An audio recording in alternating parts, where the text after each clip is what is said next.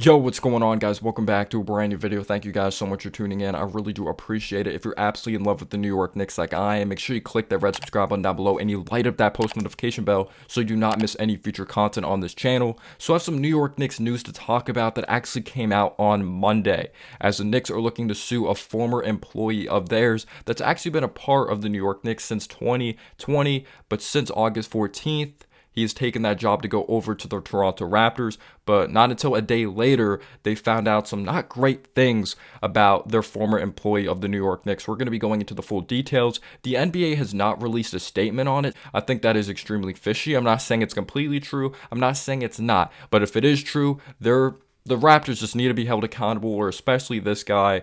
I'm not saying we should get multiple first-round picks back, but if this is true, if they really go a deep dive into the investigation, I do think the New York Knicks should get something back, no doubt about it. So there's a former member of the New York Knicks organization that's been with them since 2020, and obviously leaving over to the Toronto Raptors, taking a brand new job in Toronto, brand new head coach of there. So he left over to the Toronto Raptors in 2023. I guess his contract was officially over on August 14th, and that's when he cleaned out his office, just cleaned out everything and went over to Toronto. But this was pretty much the film guy. He had input when it came to he had the inside scoop when it came to the playbook, the prep book for the upcoming season. And apparently he took what was his Knicks email. He had thousands of files, sent them over to his original email, and then shared them with the Toronto Raptors.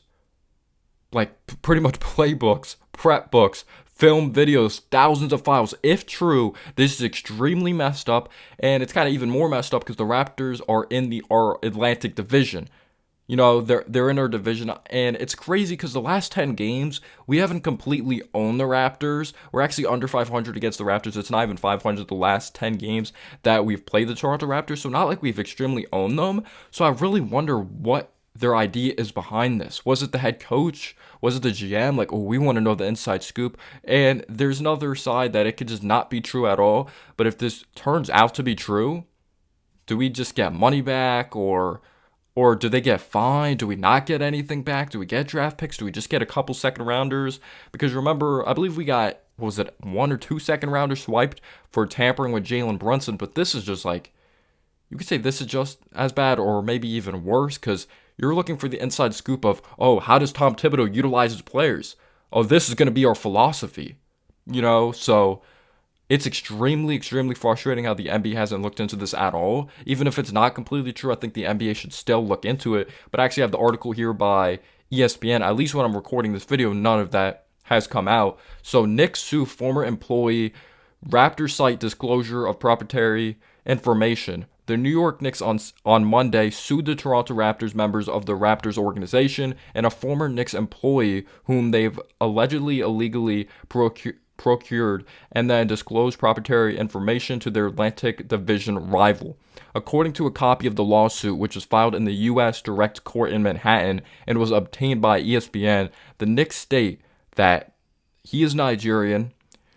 I tried looking on Google, like, how to pronounce his first name and last name. Someone, correct me down below in the comment section, because I really apologize to all my Nigerians that are watching, or just anyone in the world that may feel offended. I can't pronounce his name very well. But if this is true, he's a scumbag anyway. Ike Chukwa Azatam. I'm sorry if I pronounced that wrong.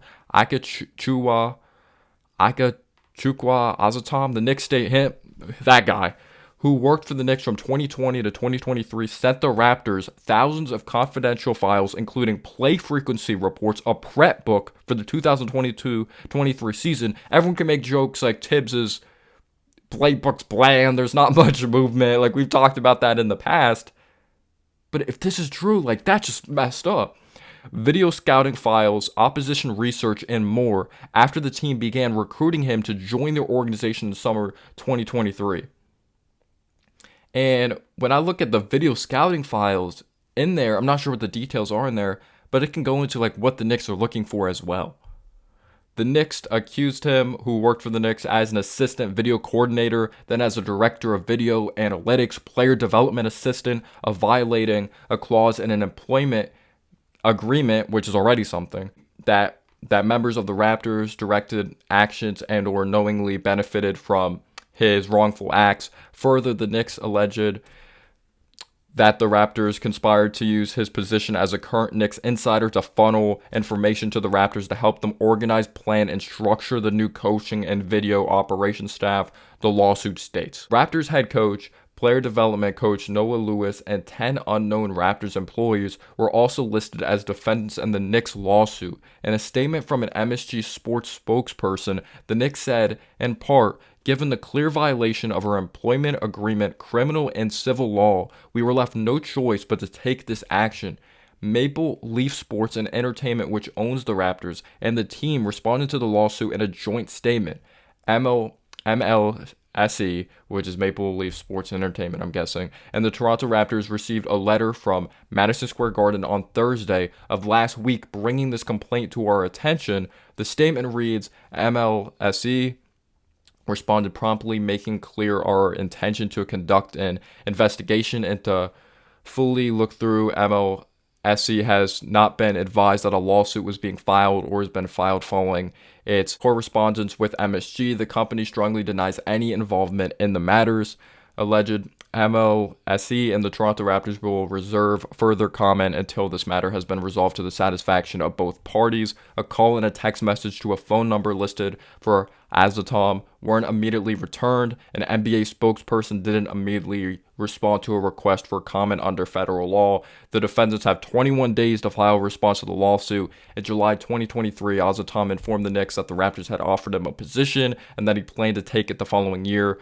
The Knicks, around that same time, Azatom began secretly forwarding information from his Knicks email account to his personal Gmail account, which he then shared with the Raptors defendants, according to the lawsuit. The Knicks also alleged that the members of the Raptors directed Azatom to misuse his access to the Knicks subscription to Synergy Sports to create and then transfer to the Raptors defendants over 3,000 files consisting of film information and data.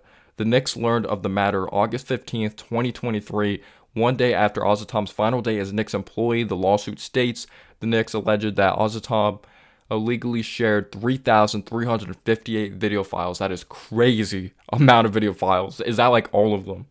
And that the stolen files were accessed over 2,000 times by the Raptors defendants. The lawsuit states, among other things, the Knicks are seeking unspecified damages to be determined, that the Raptors refrained from using the confidential information obtained from the Knicks, and that Azatom can have no benefit as a result of his misappropriation and wrongful acts, according to the lawsuit. News of the lawsuit was first reported by Sportsnet New York. Yeah, this is all coming from ESPN, by the way, really reliable source.